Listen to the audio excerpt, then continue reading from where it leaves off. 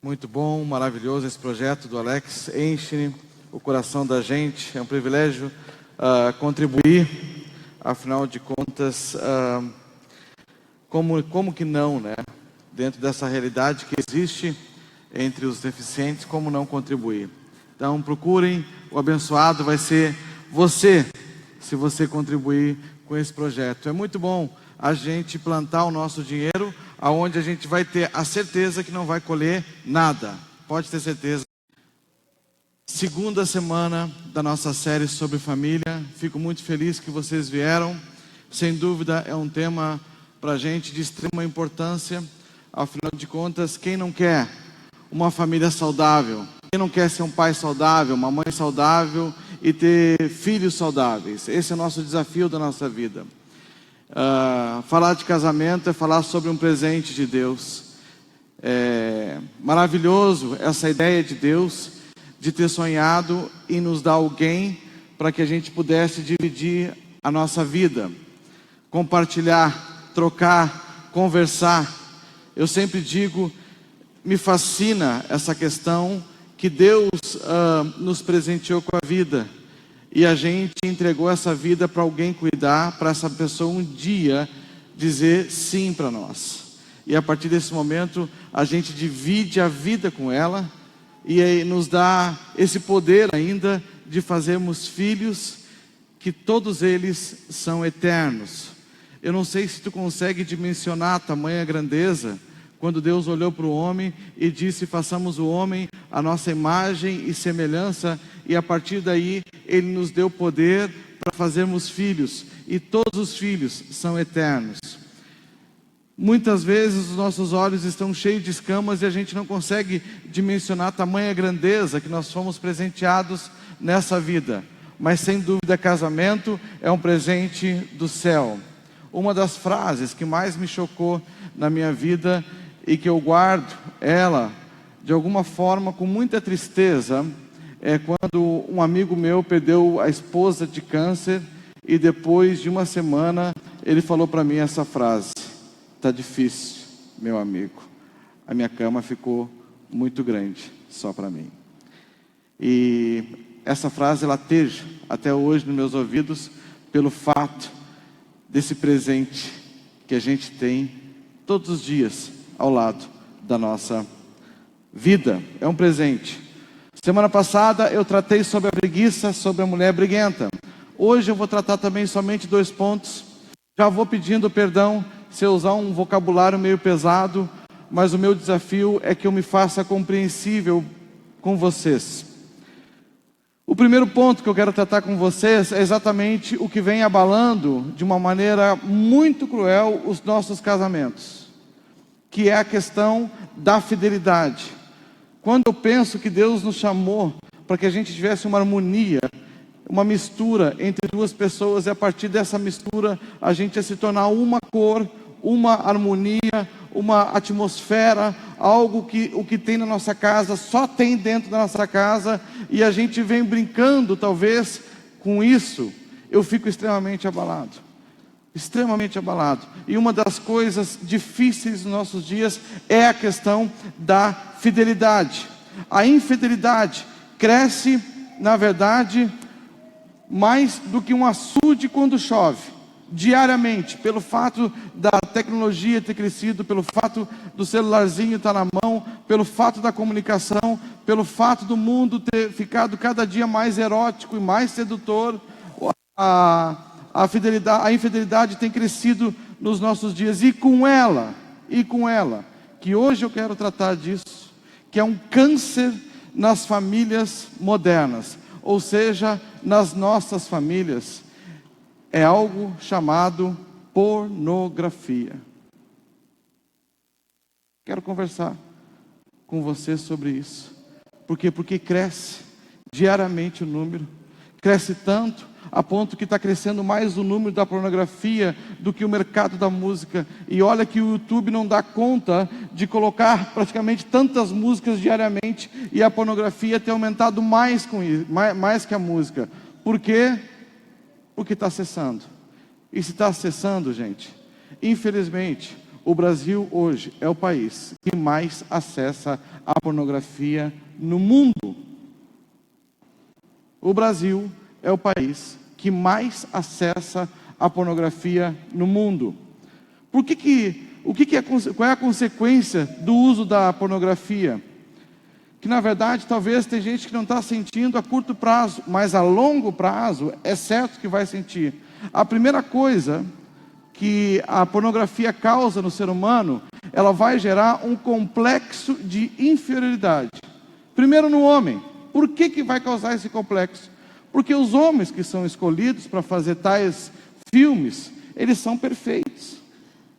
Ele tem o corpo perfeito. Ele vem, na verdade, com o pênis grande. Vou ser bem sincero, nem arranjei um exemplo para que todos compreendessem. Mas ele vem todo, tipo, é meio que um robô. Aí o homem olha aquilo ali e depois ele se olha no espelho. E quando ele se olha no espelho, ele faz uma pergunta para ele: como é que eu vou agradar a minha esposa com esse corpo aqui? Como é que eu vou agradar? Porque eu não tenho o mesmo corpo, na verdade, que eu, ou a minha namorada, ou a minha noiva, ou a minha esposa. A gente vê aquilo ali, e agora como é que eu, com esse corpo, vou agradar a minha esposa? Vai começar a gerar um complexo nele, que a longo prazo, ele não vai querer ter relação. Por quê? Porque ele se sente inferior.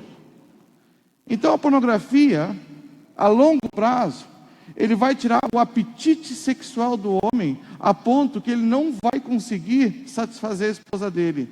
E aí haja doença e para a mulher, haja na verdade palavras para a mulher afirmar o homem depois que ele se envolve com isso. Para a mulher, o que ela vai gerar? Vai gerar também complexo de inferioridade. Por quê? Porque ela vai se olhar e o que eles colocam, na verdade, são mulheres perfeitas, que não têm, na verdade, defeito algum. Não existe celulite, não existe seio caído, não existe nada. Não existe nada. E aí ela vai fazer essa comparação. E ela vai dizer assim: mas o meu marido, ou o meu noivo, ou o meu namorado, vê isso, na verdade, e agora ele vai ter que olhar para mim. Ou seja, em quem que ele vai pensar quando ele tem relação comigo? Ele vai pensar na mulher da pornografia, não na verdade na esposa. E aí ela vai se sentir rejeitada e inferior. E aí, meu amigo, uma mulher com complexo de inferioridade, se sentindo inferior a outra mulher, sabe quando que ela vai ter relação com o marido dela? Nunca. Porque ela vai dizer assim: se eu na verdade não me sinto atraente, como é que eu vou oferecer o que eu tenho para o meu marido? Eu não vou oferecer. E aí começa um crescimento do quê? Da infidelidade, das traições. Começa. O que é a causa? Quais as consequências do uso da pornografia? Perde o senso de pureza. Qual é o senso de pureza? Todo ser humano que na verdade vai se viciando na pornografia, ele para de ver o ser humano como um ser humano. E ele começa a ver todo ser humano como um objeto sexual. Principalmente no homem. Isso causa um câncer na alma dele. Porque ele perde o espírito de irmandade. Ou seja, esse espírito familiar que a gente tem na igreja, a pessoa que se dedica à pornografia vai perdendo isso. Por quê? Porque ela começa a visualizar a pessoa pelada. Por quê? Porque a mente dela, ela plantou exatamente isso dentro dela. E agora é óbvio que vai crescer esse tipo de pensamento. Não é difícil de entender. Quando uma criança joga videogame, alguém já notou isso? Como é que ela sai depois? Até os adultos, na verdade, vão jogar videogame e estão vibrado no futebol ou no carrinho de corrida. Ele sai dali brincando. Ele sai dali brincando, exatamente assim, vibrado com aquele jogo. A pornografia é a mesma coisa. Se a pessoa se dedica para isso, automaticamente ela sai daquilo ali, concentrada naquilo ali, presa, escrava daquilo que ela está vendo. Não tem como fugir disso. Provérbios 22:8 diz assim: quem semeia vento, colhe tempestade. Quem semeia o mal, recebe maldade e perde todo o poder que possuía. Olha só que interessante. Quem semeia vento, colhe tempestade. Quem semeia o mal, recebe maldade e perde todo o poder que possuía. É simples a matemática. Quem semeia pornografia vai colher adultério, vai colher infidelidade. Por que eu prego sobre isso? Porque a gente está cheio de casais que dizem assim: vamos dar uma pimentada nisso, vamos dar uma esquentada no relacionamento, vamos botar alguma brasinha, e não sabe aonde que está se metendo, e tampouco como é que vai se libertar desse câncer diário que a gente tem. Não é por nada que a infidelidade vem crescendo nos nossos dias. O Senhor manda amar, a pornografia manda desejar. Qual é o futuro de um ser, ou qual é o futuro de um casal que, se envolvendo nisso, vai conseguir permanecer saudável e puro a longo prazo? Nenhum. A longo prazo, é infidelidade. Consequência do uso da pornografia, cresce a imoralidade. Existe um versículo na Bíblia que é muito claro: um abismo, ele puxa outro abismo. Começa o senso natural. A pessoa começa,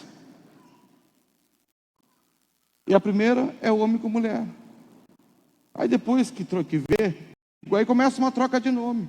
Aí depois dá um pulo maior ainda. Aí vai, na verdade, mulher com mulher, homem com homem. E aí vai e dá mais um pulo, até que o último estágio dessa desgraça é com crianças.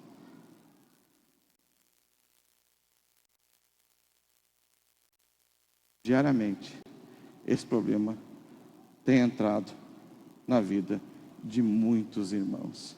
E tem brincado, na verdade, com uma coisa que o Senhor disse: é proibido tocar aí. É proibido. Quando o Senhor fez o sexo, Ele fez, na verdade, Ele maravilhoso, puro. Deu alguém para a gente curtir na nossa vida. Mas Ele não permitiu que a gente pudesse cobiçar aquilo que não era nosso. Ele chamou isso de pecado. E o pecado nos afasta de Deus. E eu vou dizer, quando a gente está afastado de Deus, a gente precisa se preparar para a ruína.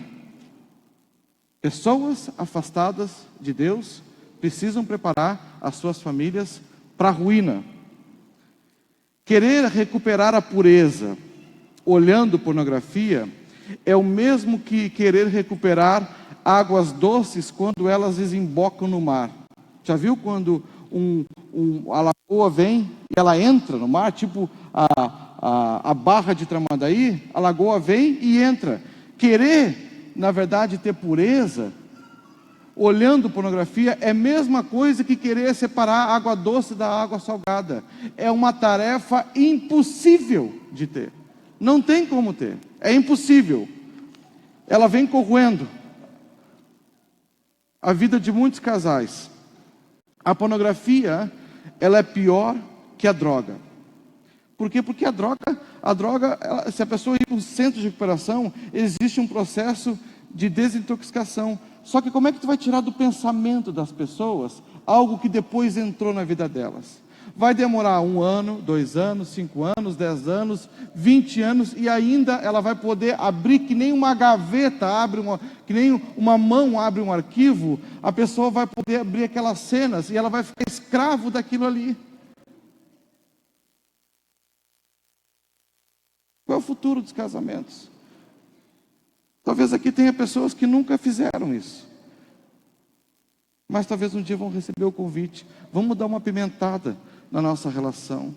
Eu queria dizer, meninas, se por acaso te fizer esse convite, se teu marido te fazer esse convite, ele ainda é menino, ele não se tornou um homem para te proteger.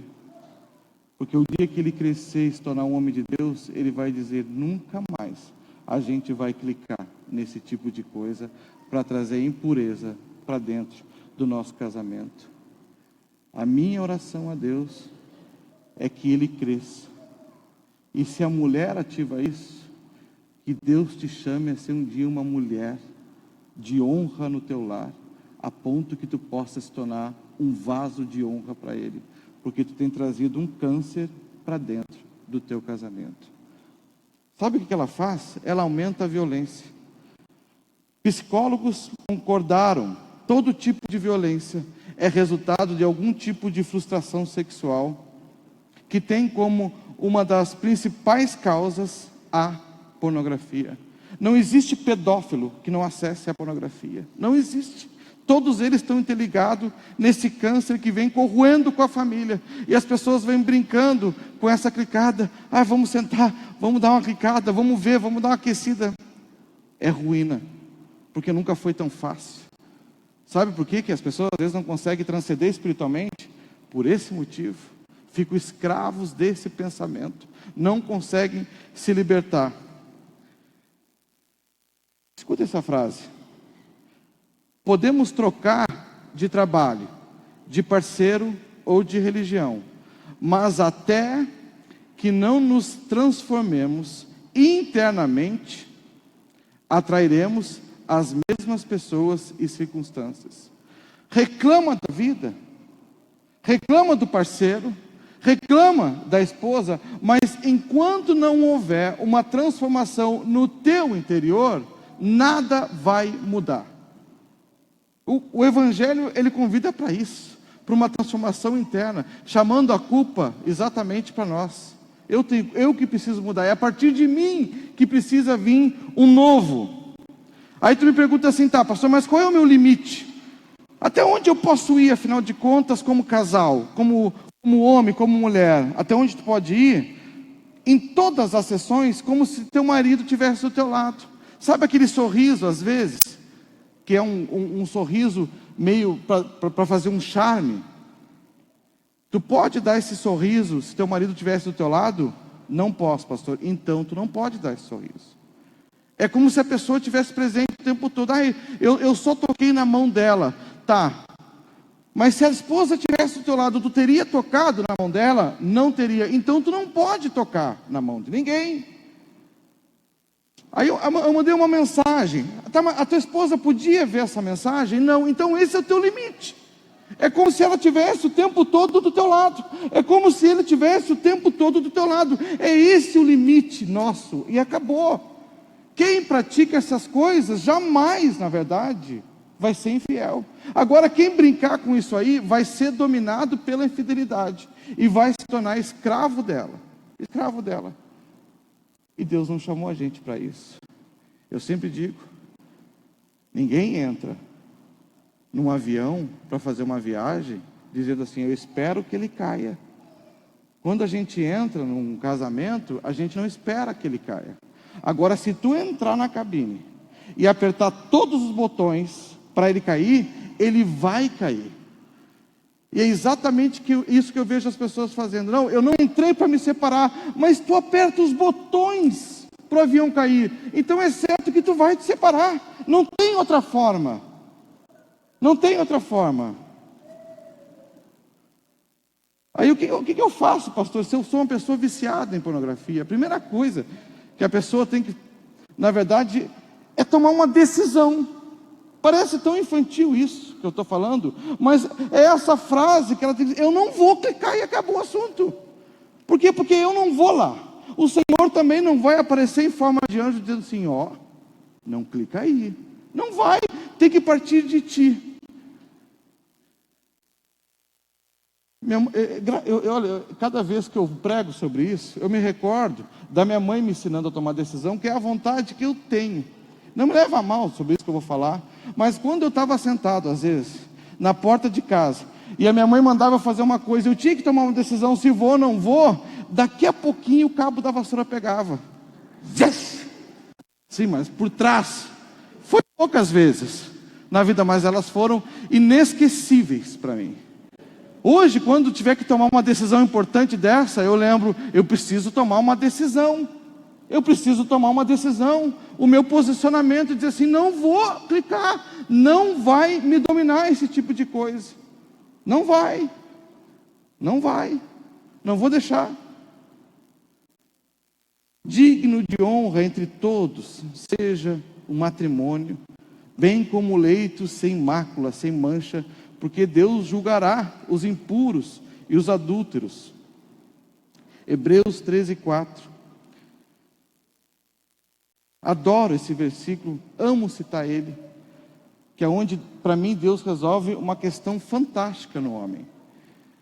Quando Caim vai matar Abel, e Deus, antes que ele matasse o irmão dele, Deus vem falar para ele essas palavras: Caim, o pecado jaz à porta, a ti compete dominá-lo. Olha só que maravilha essa palavra. Dominar pecado não é tarefa de Deus, Ele não vai fazer isso. Ele pode, na verdade, estar falando com muitos aqui que começaram talvez uma coisa que vai resultar numa traição, e Ele está dizendo assim: para com essa palhaçada, porque isso vai destruir a tua vida, para com isso. Mas é a ti compete dominá-lo, é a ti compete dizer: não vou clicar, não vou tocar, não vou fazer, não vou botar os meus dedos aí, não vou mexer aonde o Senhor proibiu. É uma decisão pessoal no Senhor, porque se a gente for fraco até para isso, então, meu amigo, o que a gente espera? Clicando em botões falsos, que o avião continue voando? É claro que ele vai cair. É claro que ele vai cair. Então, minha irmã, se teu marido tem te incentivado para isso, pode conversar com ele sem brigar, dizendo: amor, hoje acabou, a gente não vai clicar. Talvez não vai ter libido por um tempo, talvez não vai ter atração, talvez não vai ter tesão, não vai ter, mas com o tempo vai retornar a ser normal. É que nem uma criança que fica 24 horas com o celular na mão. Quando botar ela na mesa, ela não vai conseguir conversar. Ela vai demorar um tempo, na verdade, para ser uma pessoa normal de novo. É assim. Para com isso, para que o teu casamento possa durar saudável no Senhor. Fidelidade. Esse era um ponto. O segundo que eu quero tratar é sobre a criação de filhos. Olha só que interessante. Quais são as guerras que a gente tem fora de nós? Não é assim? Diariamente a gente vê, os números estão aumentando. A violência, o bullying nas escolas, a violência contra a mulher, o assédio moral, abusos sexuais, corrupção, suicídio, homicídio. Diariamente essa loucura, ela vem na verdade nos contaminando. Essas são guerras que a gente tem fora da gente, todos os dias no jornal. Todos os dias no jornal. Quais são as guerras que a gente tem dentro de nós? São os nossos filhos conectados o dia todo no celular, mas desconectados de si mesmos. É uma luta que todos os pais da minha geração enfrentam. Vivemos em média 70 anos e 80 anos, mas a mente humana está tão estressada pela quantidade de informação, que hoje a gente vive praticamente 20 anos com a quantidade de informação de uma pessoa que vivia antes da gente com 80 anos. Ou seja, está havendo um estresse mental e uma neurose. É uma crise hoje que a gente tem diariamente. Vai ser cada vez mais comum ver pessoas estressadas mentalmente. Não sei se já teve essa experiência. Tu vai ao aniversário de alguém de 70 anos e tu lembra que ele fez 65, que parece que foi há 2 semanas atrás. A gente vive esse tempo da loucura da informação. Vivemos em uma era de lazer como nunca houve antes. Ao mesmo tempo, a gente nunca teve uma geração tão triste. Nunca teve tantos parques aquáticos. Nunca foi tão fácil ir para a praia. Nunca foi tão fácil subir a serra, descer a serra. Ao mesmo tempo, a gente vive uma geração extremamente triste, difícil de sair um sorriso. Vestimos as melhores marcas e mendigamos momentos de alegria com a família. É os nossos dias. Nossos filhos são lindos, mas eles também são insatisfeitos com as suas belezas. Meu nariz está estranho, pai. Meu corpo está errado. E ao mesmo tempo tu olha e diz assim: mas meu filho, tu é perfeito, minha filha, tu é perfeita. Mas eles encontram defeitos neles. Quanto mais presente damos, menos agradecem, e mais reclamam, e mais infelizes ficam. O que a gente faz com essa situação? O que a gente faz com essa situação? Que nos tarrafiou rapidamente. Eu quero falar rapidinho com você sobre a diferença de contemplar e admirar. Quando o Senhor Jesus disse assim, em Mateus 6, 26, 27, observem as aves do céu, não semeiam nem colhem, nem armazenam em celeiros, contudo o Pai Celestial as alimenta, não tem vocês muito mais valor do que elas? O Senhor Jesus está tratando de um ponto para mim extremamente rico. Ele está ensinando a gente, não a admirar, mas contemplar. Sabe o que acontece quando a gente contempla? A gente observa o ponto fixo. E sabe o que acontece quando a gente observa o ponto fixo? A gente cria a expectativa do belo. É isso que Deus está tratando com a gente. Como é que tu vai ensinar alguém a perceber o belo da vida? E isso, na verdade, vai ser uma consequência para sempre na criação dele. Eu sou filho de um pai que adorava galinheiro. Então eu me criei observando asas e os pontos fixos dos passarinhos, do azulão, do cardeal, do canarinho. Eu me criei com isso. O que isso gerou na minha vida é que hoje, quando estou passando por uma dificuldade, eu consigo ver o ponto positivo dela. Mas aonde que foi isso tratado? Foi tratado na minha infância. Não foi tratado quando eu fiquei grande. Então é muito bom quando a pessoa, na verdade, vive um momento de crise, porque o dia mal vem para todos. Se ela não conseguiu desenvolver a percepção do belo, ela não vai conseguir sair da crise, porque ela vai ficar concentrada ali dentro. Então as nossas tarefas como pai, mãe, é mostrar o belo para os nossos filhos, enquanto eles ainda são pequenos. Ao invés de mostrar videogames, a gente vai ter que pegar essa questão dos nossos filhos, voltar a ter alegria na criação. Porque se eles desenvolverem isso desde pequeno, quando chegar a crise no futuro, eles vão conseguir, a cada crise, citar pelo menos 5 pontos positivos que eles estão vivendo no mesmo momento. E ele diz assim: pastor, eu fui sequelado na minha infância, porque quando eu vivo a minha crise, eu não consigo olhar para mais nada.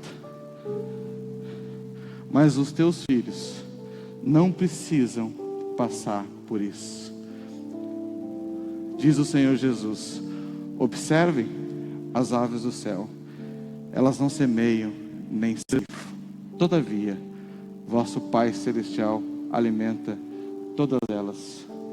Eu tenho um vídeo de 4 minutos, vou passar o vídeo. Tem como passar o vídeo? Então, por favor, olha só que interessante. Essa é uma parte de um vídeo do Gênio Indomável.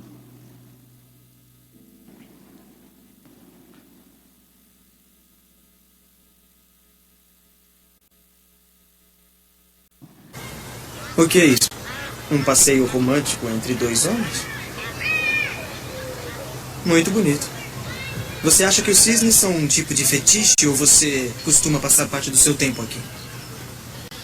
Eu pensei no que você me disse outro dia sobre o meu quadro.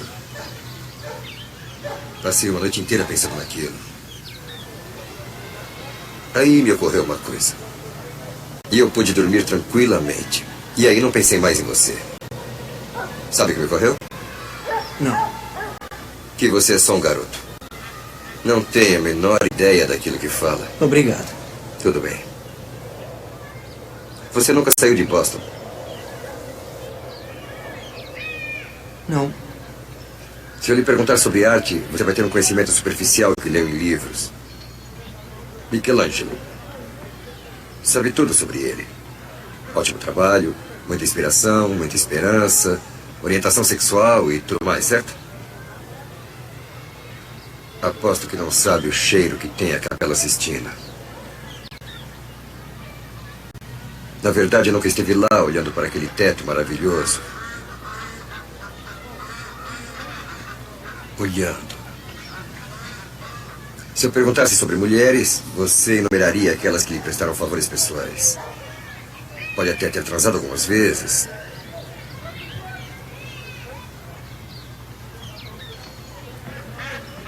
Mas não sabe dizer qual é a sensação de acordar ao lado de uma mulher e sentir-se realmente feliz. Você é um durão. Se eu lhe perguntar sobre Shakespeare, você provavelmente vai me passar a experiência que teve com amigos. Você nunca passou por nada. Nunca teve um amigo com a cabeça em seu ombro, respirando com dificuldade, precisando de ajuda, perdendo a saúde. Se eu lhe perguntar sobre amor, eu imagino o que vai dizer. Mas você nunca teve uma mulher toda vulnerável nos braços, com quem você pudesse se comunicar só com os olhos. Como se fosse um anjo colocado na terra só para você. Lutando com o que lhe sobrava de saúde. Achando que você poderia ser um anjo dela. Achando que você poderia estar ao lado dela para sempre. Suportando tudo. Até o câncer. Você não sabe o que é ficar sentado em um hospital durante 2 meses, segurando a mão dela. E um médico podendo ver em seus olhos que o horário de visitas não fazia sentido para você. Você não sabe o que é a perda. Porque ela só ocorre quando você ama alguém mais do que a você mesmo. Duvido que você tenha amado seu pai ou alguém tanto assim. Eu olho para você e não vejo um homem inteligente e confiante. Eu vejo um garoto metido, briguento e assustado. Mas você é um gênio, Will. Ninguém pode negar isso. Ninguém pode avaliar o quanto você é profundo. Mas você presume que sabe tudo a meu respeito só porque viu o meu quadro e resolveu acabar com a minha vida. Você não sabe nada, não é?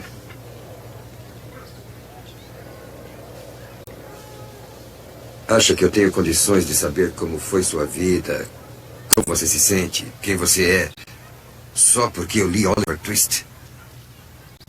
Isso diz respeito a você? Pois olha, eu não dou a mínima para nada disso. Quer saber por quê? Eu não posso saber nada sobre você só lendo alguma porcaria de livro. A menos que queira me falar sobre você, quem você é. E eu estou fascinado. Pode se abrir. Mas não quer fazer isso, não é, chefe? Está aterrorizado. O que poderia dizer?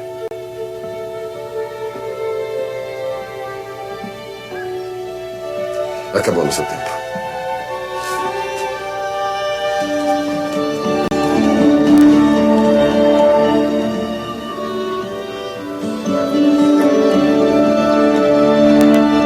Essa, sem dúvida, é a diferença. O menino era um gênio, mas ele cresceu sem a percepção do belo. Já o professor tinha toda a percepção, era o único que podia tratar do menino. Que os nossos filhos possam voltar a ter alegria na criação, vendo o detalhe. Eu lembro até hoje da minha professora dizendo, num prato de porcelana, o que tu vê, André? E eu vejo a cor. Ela diz, o que tu vê além da cor? Eu vejo que tem desenho. O que mais que tu vê? Até eu conseguir ver o detalhe. Porque quando a gente vê o detalhe, o belo é despertado em nós. Esse é um ponto que vai fazer uma diferença enorme na criação dos nossos filhos. A percepção do belo. Quando ele crescer e estiver passando um problema difícil, ele vai conseguir pelo menos ver umas 5 coisas positivas e citar essa palavra do Senhor, que todas as coisas cooperam para o bem daqueles que amam a Deus. Só cita quem tem essa percepção do belo instalado no seu coração. Que Deus nos dê graça, nos livre dessa desgraça da pornografia e nos dê graça de uma percepção do belo, para que a nossa geração possa crescer saudável diante do Senhor. Se colocamos em pé nessa noite, fecha os olhos, deixa eu orar, Senhor, fizemos filhos sem ter nem conhecimento do que nós estávamos fazendo, e hoje Tu nos chama para uma responsabilidade tão grande, Senhor. de criar os nossos filhos debaixo da tua vontade.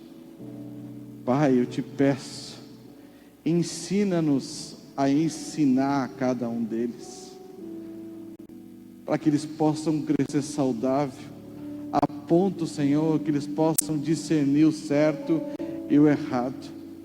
Senhor, ajuda-nos a ajudar eles a passarem pelos momentos difíceis pela qual a vida nos dá. Eu quero te pedir, Senhor, nessa noite por isso. Ajuda-nos, nos dê essa graça, Senhor, em todo tempo. Queremos aprender de Ti, Senhor, que carrega toda a plenitude de conhecimento e sabedoria está em Ti, Senhor. Eu quero te pedir que Tu revele a Tua igreja, para que a gente possa crescer e ser parecido contigo, Senhor, no nome de Jesus. Senhor, fortalece os meus irmãos, que com o tempo se tornaram escravos desse câncer na sociedade. Eu te peço, liberta eles nessa noite, Senhor, e fortalece o coração deles para dizer: eu não vou mais, que a decisão de cada um seja uma decisão em Ti, Senhor, para que as famílias, Pai, possam ver coisas boas e não ficarem escravas dos seus pensamentos. É que eu te peço nessa noite, em nome de Jesus, em nome de Jesus. Estamos despedidos, na graça do Senhor. Deus abençoe a vida de todos vocês.